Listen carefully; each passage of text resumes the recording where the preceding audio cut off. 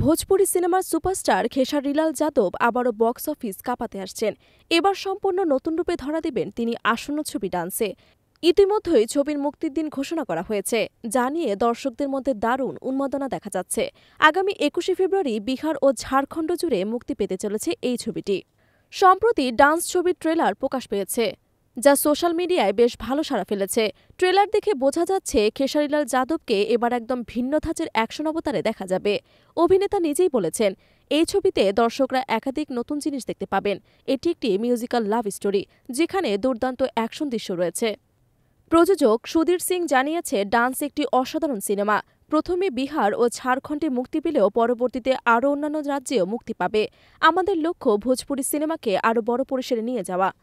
ছবির মুক্তিকে ঘিরে জোরদার প্রচার চলছে। নিজেই বিভিন্ন স্থানে প্রচারে অংশ নিচ্ছেন খেসারিলাল যাদব। তিনি বলেন, আমি যেখানে প্রয়োজন মনে করব সেখানে যাব ছবির প্রচার করতে।